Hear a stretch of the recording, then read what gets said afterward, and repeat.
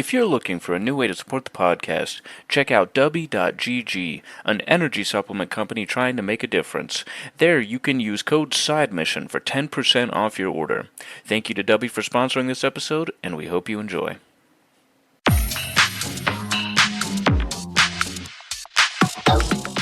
Welcome into the newest episode of Side Mission.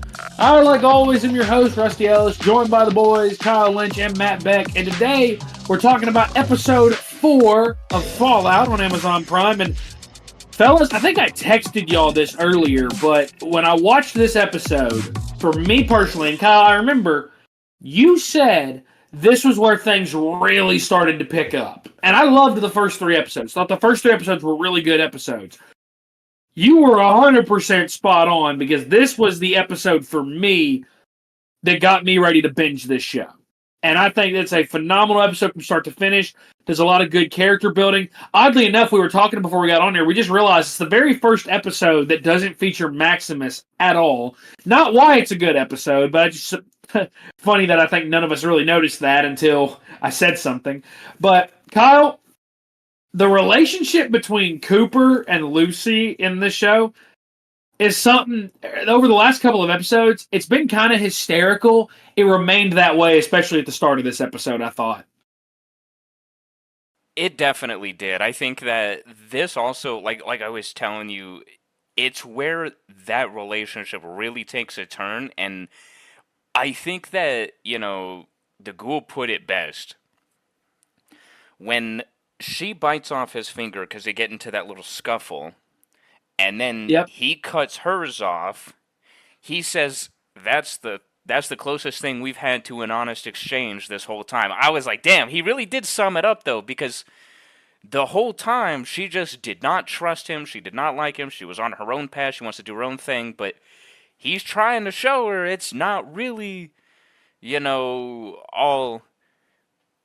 What'd you say earlier? What did he say? All peaches and marmalade up here? Yep, it's not all peaches and marmalade up here, sweetheart. Yep, it really isn't. And I mean, I was a little bit shocked when he just started cutting off her finger. I mean, I was like, "Holy shit, dude!" But I mean, like, it's that instant shock factor that I think really, really set the tone for that whole scene and made me like the fact that she just, She kind of rolls with the punches. After that, she was like, okay, fuck, I guess we really are at a stalemate here, and it plays off, I think, later in the episode as well. Well, and I think that was something that I thought of this entire time, was we're seeing kind of the evolution of this, because as you mentioned, Lucy is kind of set out into the wasteland with this idea from the very beginning of finding her dad, getting him out of captivity, and kind of just, getting back to vault life as they know it. She hasn't really, before this episode, she hadn't really adjusted to how things worked in the wasteland. You remember what the Ghoul said, an episode ago. It's, thou shalt always be sidetracked by pointless bullshit or whatever. She hadn't really learned how to just roll with what was happening. She was always kind of dead set on one thing happening. I feel like this episode, we see that character development a little bit. And that's one thing I think we've all praised this show for. Is that, and it's something that Twisted Metal lacked a little bit, and it's that there's a clear story being told here. There's a clear path this story wants to go down, but how you get there is part of the interesting part. I think the writing is really, really good so far through 4 episodes, and I feel like there's no reason to expect it to drop off at any point. Matt, the very first scene with when they walk up and they stumble upon old Roger, this ghoul that's kind of got the same thing going as Cooper, where he needs these vials, he needs this kind of medicine to keep his sanity and to keep from just completely falling into being a ghoul. That was really unsettling. And I think that what this show has done really well so far, and I think what it's going to keep doing well, is that it balances out the humor with the serious parts, and the humor doesn't at any point really undermine any of the serious moments. And I feel like this opening scene, it'd be very easy for them to crack a joke, and I feel like in the very last line of the scene, they almost did crack a joke, but they did it in a way and with a vibe that it felt like a serious line when Cooper says, "Come on, Vaulty, axe jerky don't make itself." Yes. It feels like it's a joke, but I feel like the way they had Walton Goggins deliver the line, it's very serious. I feel like that's a big strong suit of the show, Matt. The humor doesn't undermine the serious moments. Yeah, the showrunners have definitely found a good balance between the humor that you are so used to in Fallout games, but also being able to take such a serious moment. Because I mean, I felt for the guy Roger, like honestly, because he's trying his hardest not to turn, and they rely on these vials so much just to prevent that from happening. Because once you turn, you lose who you are as a person. Every memory that you have had when you were, human is gone, and all you can do is just basically just be mindless and kill everything on sight. And I like the fact that Cooper and Roger kind of had this moment talking about the good old days, about how good food used to taste. And Cooper's using that as a way to sidetrack him before he just kills him, and then that's it. Kills him for his turn, which I saw as a mercy killing. So I didn't necessarily see that as a bad thing, and it really did um, it really just felt like a good characterization moment for him. So I was glad that if anyone's going to kill him, it was going to be him, because he's also dealing with the same problem as well.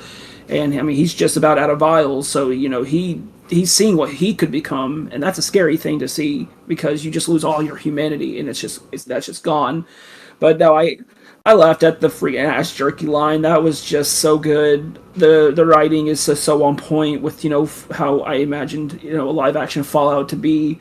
And Lucy's horrified face at the whole moment was just priceless, because she's from the vault. She hasn't seen this side of the world yet, and the more just she's spending time with the ghoul, she's really seeing exactly what it is people have to do to survive out here. And I definitely think that comes into play.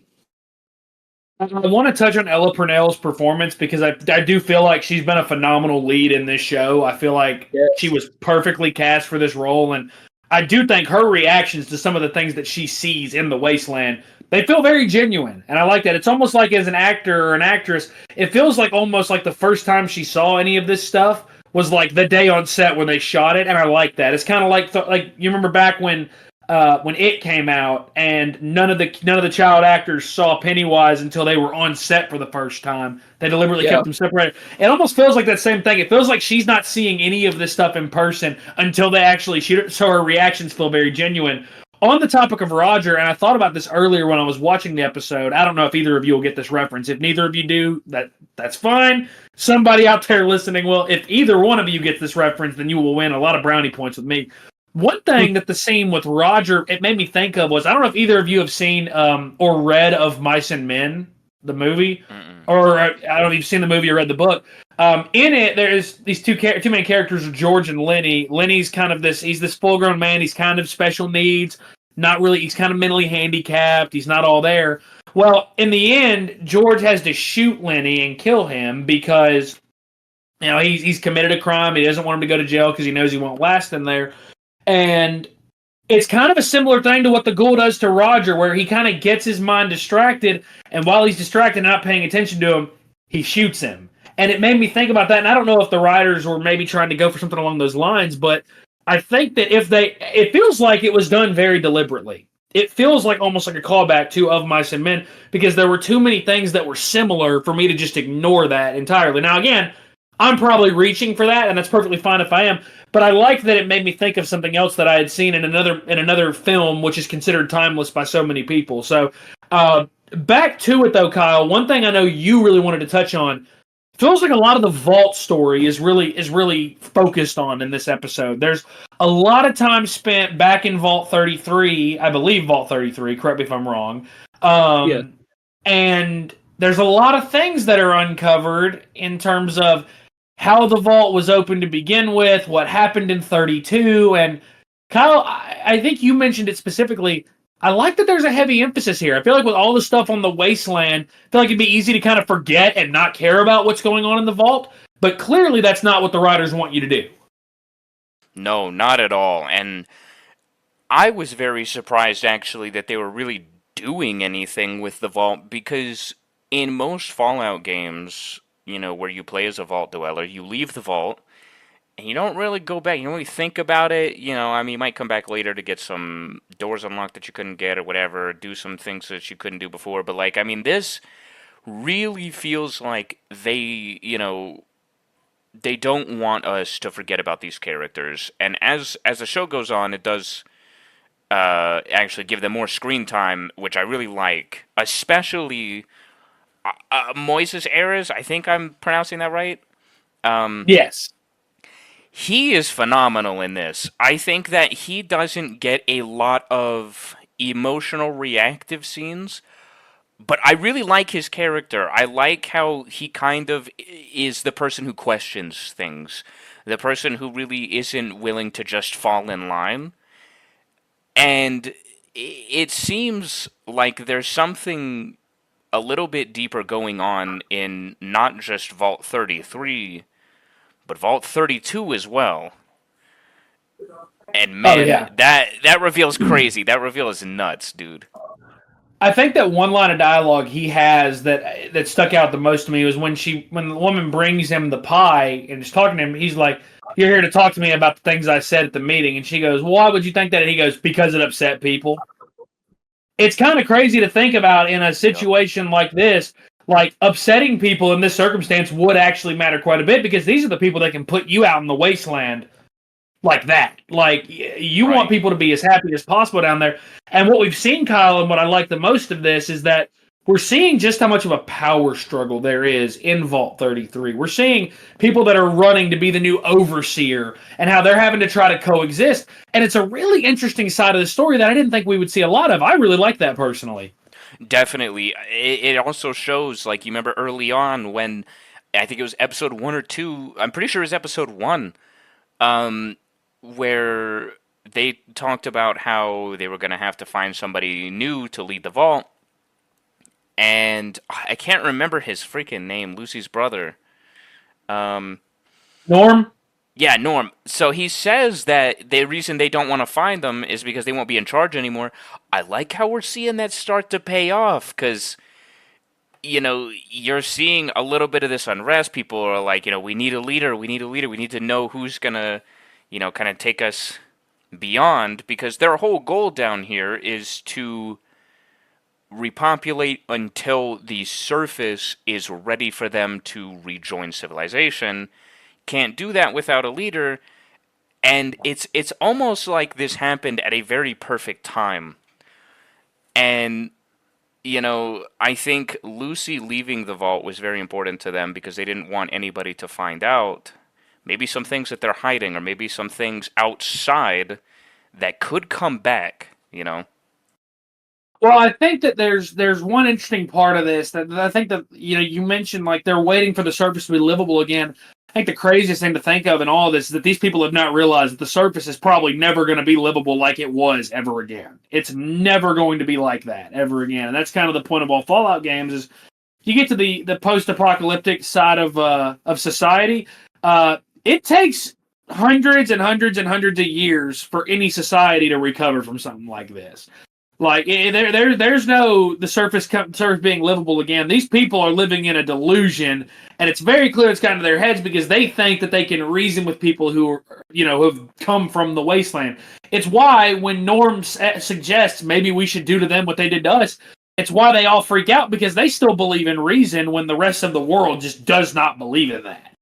So it's a really interesting dynamic you see in the vault. And again, I love that they focused on that. So back to Lucy and the ghoul. He takes her to this place, this Super Duper Mart, which, by the way, love that grocery store name. Love that grocery store name. Also love that it just said Super Dup, because of all the letters that were missing. And he gets on this intercom and is saying that, this is a perfectly timed, this is perfect humor right here. When he calls the intercom and they ask him what he's got, he goes, he's got a, female mint condition. Then he glances down at where her finger used to be and he goes, near mint. And that to me was hysterical. I love it. Again, well timed. They didn't try to ham it up too much. They just they delivered the line and they moved on. It was perfectly timed, perfectly acted, I thought, by Walton Goggins. So Lucy is then sent inside. She's going to be traded for 60 vials of what the ghoul needs, of what Cooper needs ultimately to keep from becoming a full ghoul. and she's met by Zip Zip, a Mr. Handy robot, similar to Codsworth in Fallout 4. And the first weird thing, that's not true in the slightest. One of the, I don't even know if it's one of the weirdest things to happen. He attaches a severed index finger to where her finger was. It's a completely different skin tone. Doesn't even look like it's a female's finger. It might be a male finger. I can't tell. I thought this was one of the weird things in this episode. Is one of my few gripes. Both times when Lucy has something happen with her finger, she barely reacts. So when Cooper cuts it off at first, there's no reaction. She looks like it's not painful at all. And that, to me, I just don't feel like that's true. I feel like even if you're going on pure adrenaline, you are feeling that pain. And then when Zip Zip attaches this one to her, again, there's no reaction. And I don't really get that. I know that's probably a nitpicky complaint, but it felt like there would be at least some kind of a reaction there. I don't know.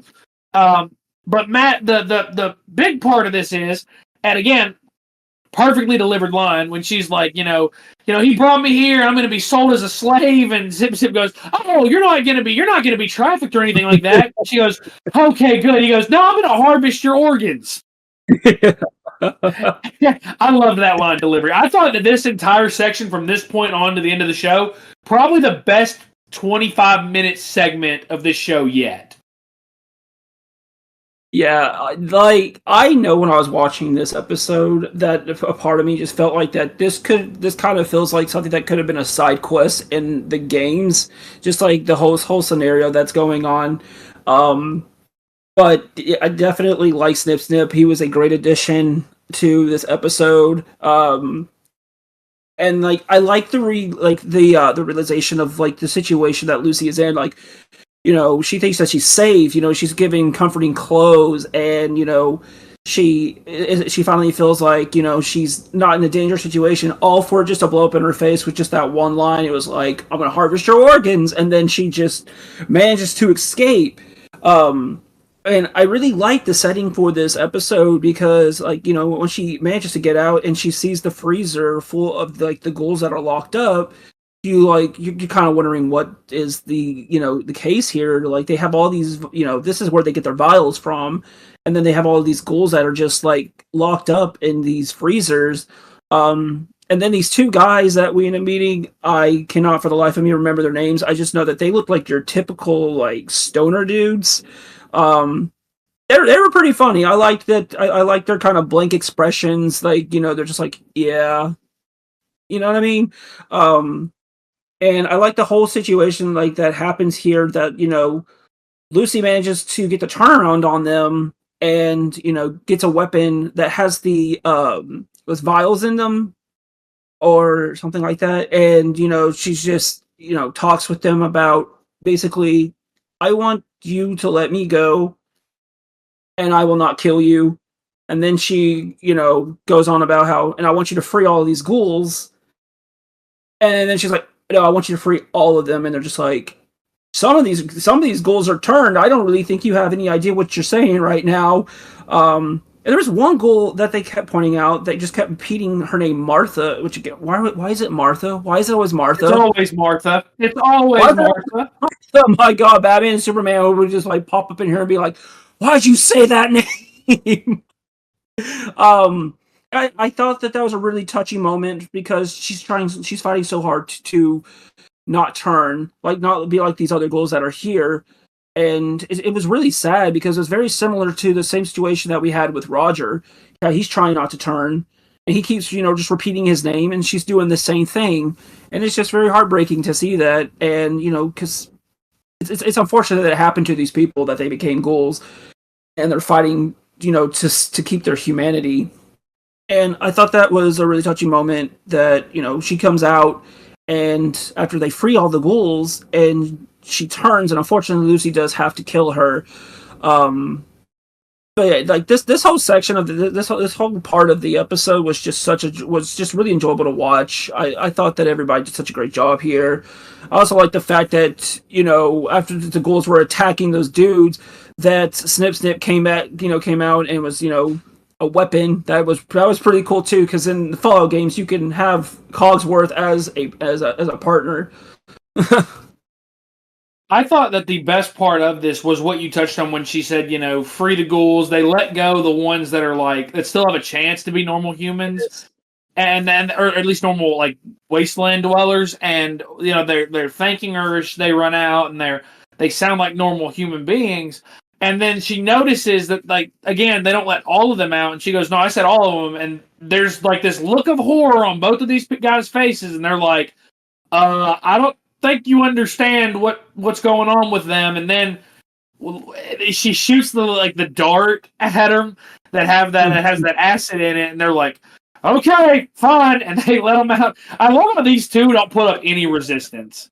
Yeah, I love how they more or less, they are like stoners. They're more or less, they're just not putting up any resistance whatsoever. They're like, okay, whatever, lady, sure, we'll do it. And they both end up dead because of it. But I think that the really big turning point here is Lucy finally coming to that realization of, she's got to stop wanting to see the good in everybody. She's got to stop wanting to see, the good of everything, and instead she's got to see things for what they are. And that's what happens when she has to kill the ghoul that keeps saying Martha. She has that realization of she just can't trust anybody. She can't try to see good. She's got to see things for what they are. And it leads to a really, really good, I thought, I don't want to say back and forth between her and Cooper because he doesn't really say anything. But she says, I may end up looking like you, but I will never be like you. And she gives him the vials so that he can live, and she just kind of walks off.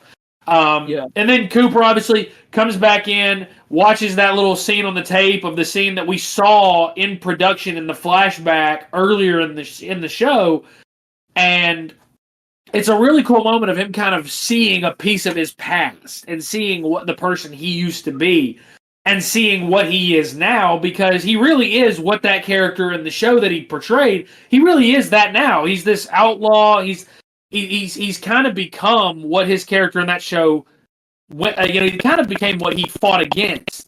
And it's a really interesting kind of seeing yourself in the mirror for the first time. It's really interesting. I don't know, probably a poor way of explaining it there, but I just loved him kind of seeing that and that being where the episode ended. So, Kyle, has there been anything that we've not touched on yet that you wanted to add on to? Actually, yeah, that one scene where you were just talking about, I thought it was very interesting. In the beginning of this episode, I believe, was where he was filming that part in the episode, and he didn't want to shoot the guy, right? He didn't want to shoot that that other guy, and the outlaw, yeah. And when he's watching the episode at the end, you see that he ends up actually shooting him in I guess what was the final release of the movie. I thought that was a really cool little, I'm taking it as a little reference of this is the turning point. This is where these characters see that there's no going back, because it was almost reminiscent of what you just said, where Lucy had to kill, that ghoul that kept saying Martha. She hadn't fully turned yet, but then she attacked her.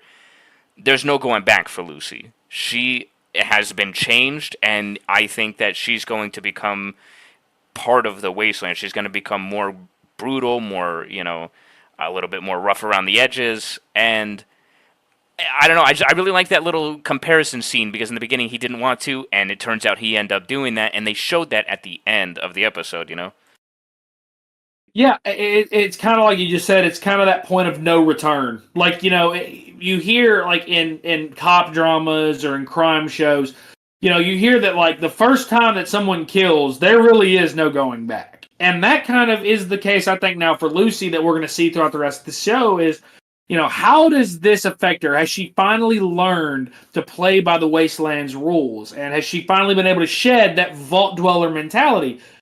This is the kind of episode, fellas, that I said, this is the kind of episode that makes me want to binge the rest of the show. This was a damn good episode, and I am excited to see where they build on it from here. So, that is going to wrap up this episode of Side Mission. Be sure to check us out on Twitter at Side Mission Pod. You can follow us as well on Facebook at Side Mission Podcast. For the boys, for Kyle, for Matt, I'm Rusty. Thanks for listening.